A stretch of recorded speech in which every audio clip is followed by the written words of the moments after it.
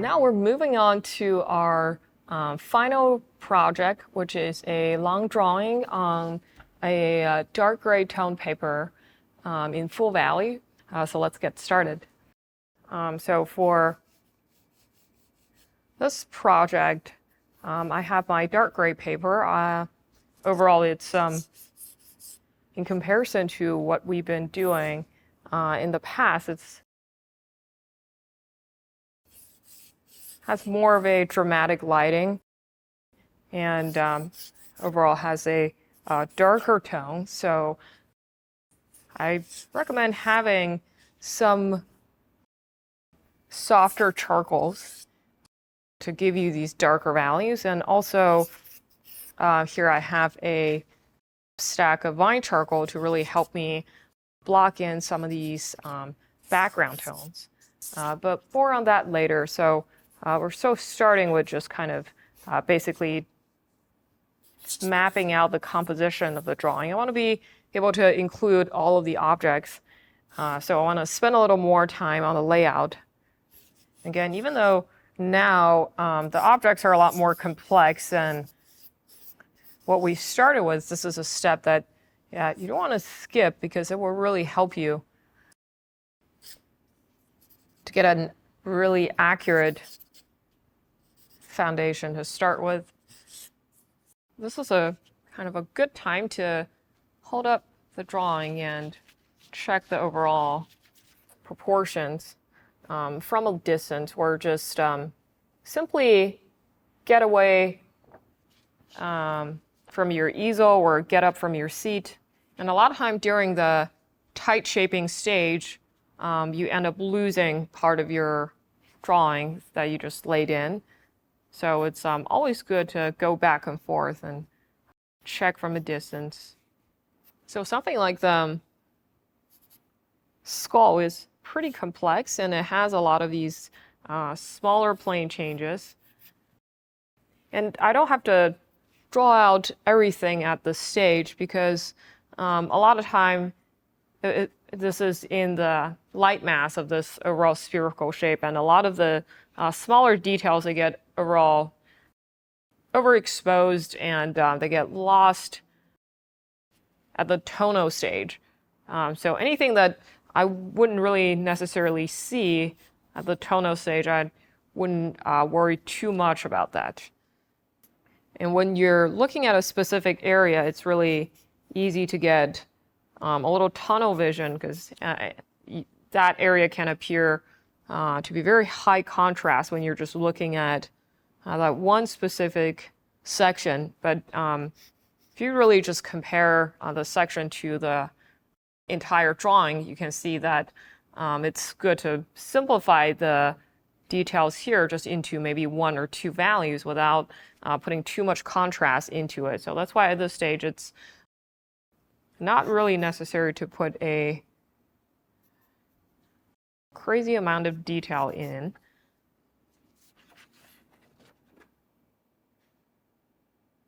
So this is basically the overall line work for the lay-in drawing, and I want to take care of some of the shadow shapes next. I want to kind of consider the shadow shape together with the form. And I want to investigate the edge quality of the shadows a little bit as well. So first I can block in the really prominent cast shadows first.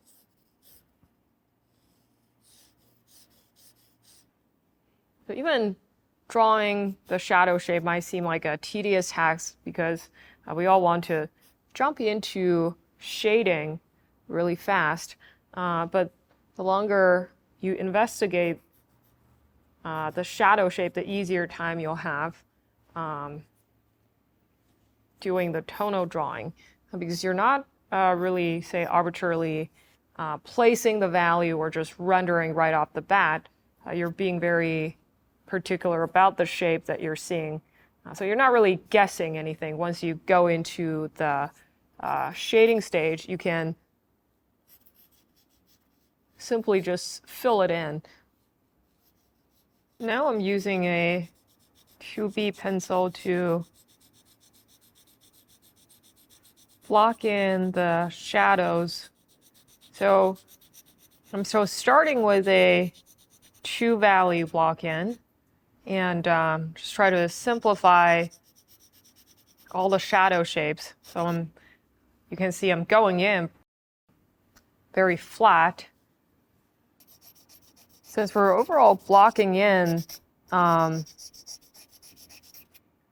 shadow mass, we don't want to make this kind of initial two-tone lay-in too dark. Since it encompasses the whole shadow mass, where you can actually see a lot of brighter values within and a lot of reflected light.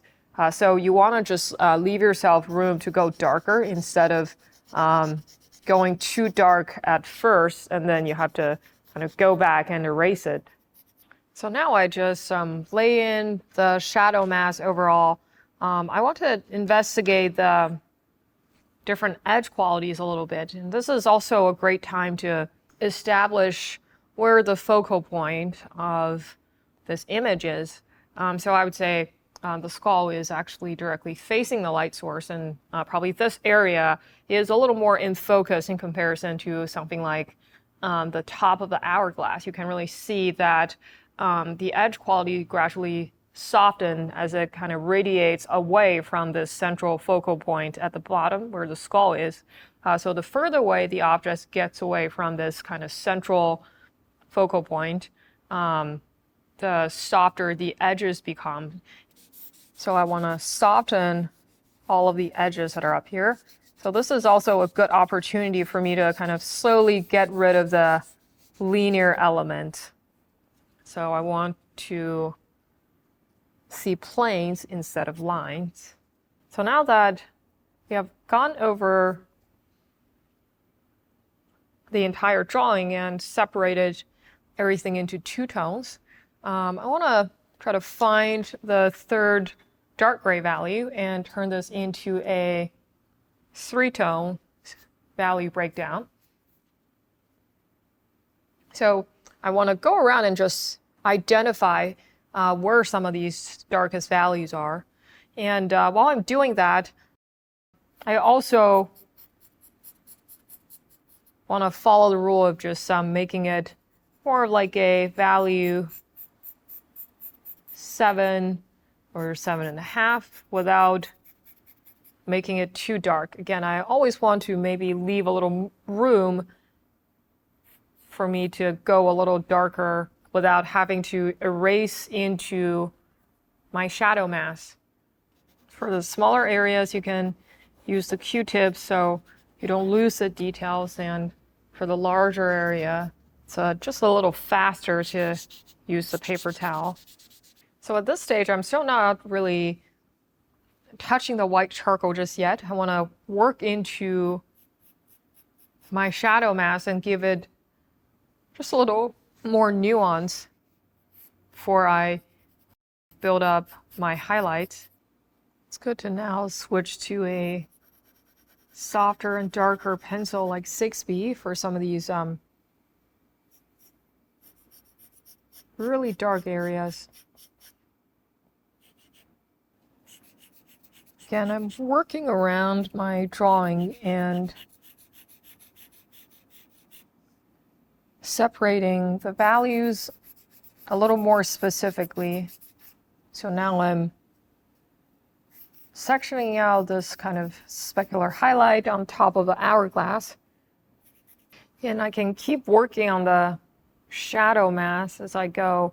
But now I think it's a good time for me to incorporate a little bit of white charcoal. Before I get started blocking everything in, I do want to first establish the brightest point in the drawing, and I would say that's the specular highlight on the copper bowl. And there are also some brighter highlights on the skull, but it doesn't really exceed the brightness of this highlight because it's kind of a shiny object. So that highlight is really, really sharp on a metallic surface. So I'm mapping out that shape. It's kind of reflecting the lamp that's casting light on the still life. And anytime that I put down a brighter value, I would compare that value to this highlight over here on the copper bow. Obviously, I want to fan the highlight out just a little bit, but it doesn't get too diffused. That highlight is still very sharp since it's on a metallic object. So that would be my brightest point. And I will always come back here and compare all of the other values that I laid down to this. And now I want to move on to the skull because it's another white object that gets close to the light source. And I can start laying in some highlights, but I would always compare that to the copper bowl and make sure that they're not really competing with this really, really bright specular highlight. There's this one highlight on the cheekbone. So I can also determine what is the brightest point in this whole object. So I would say it's kind of this part. And again, now I'm not going to lay in a crazy amount of white charcoal. I want to just generally block in the area that's receiving some of this highlight. And at this stage, I'm not doing too much modeling. I just want to establish a overall value structure. And as I do that, I'm slowly getting rid of the linear elements, the outlines that I put down before. There's this kind of brow ridge plane that's also catching a fair amount of highlight. So you can see it's a really generalized lay-in. And then at this point, I'm not going to be too concerned with values crossing over because it's mostly about establishing that kind of holistic value structure.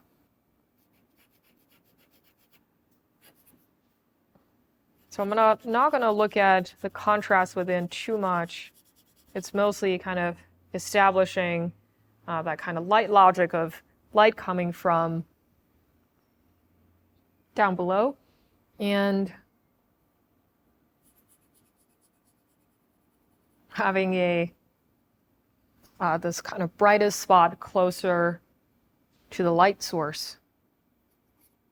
So even though we're not intentionally mixing our black and white charcoals, if they happen to cross over during the process, it's completely okay because when you're building up that volume, you want to not avoid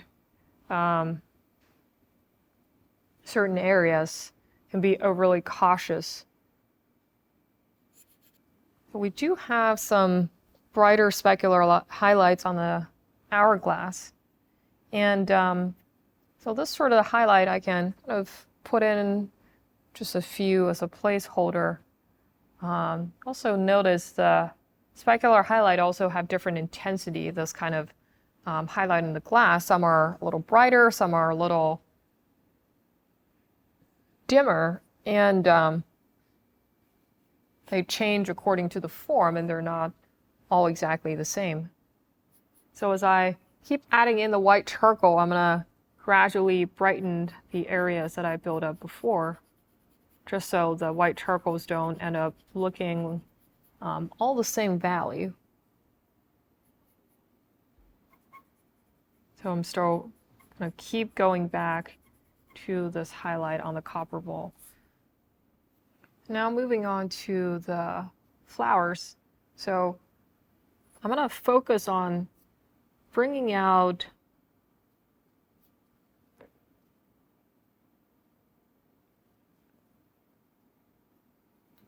the side edge, this kind of slight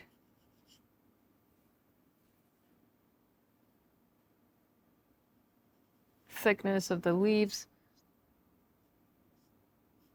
with the white charcoal, and this kind of bottom plane that wraps around the form, just to give the leaves a little more dimension. So when it comes to giving flowers and plants a sense of volume, a really important thing is to look at the edges. And then moving on to the fork, I'm going to start placing a tiny specular highlight on the edge. I'm going to use a really light hand, and also notice that the intensity of this specular highlight varies along the edges, right? It becomes softer, brighter, softer again. Kind of goes back and forth, and toward the bottom it becomes sharper and more intense again. So it's about having that variation, because it is fun to kind of keep putting in these highlights, but a lot of time the key is just to have restraint, because everything is really bright and shiny, then you lose a sense of focus, and then in the end nothing really appears to be bright anymore. There is a lot of value in online art education. We have so much great instruction on NMA that is so easily accessible. Even when I was in school learning to draw and paint, nothing was online. Wherever you are in the world, you can get this instruction. And not only can you watch these lessons that are so valuable and so in-depth and so passionately instructed, but you can watch them again and again and again.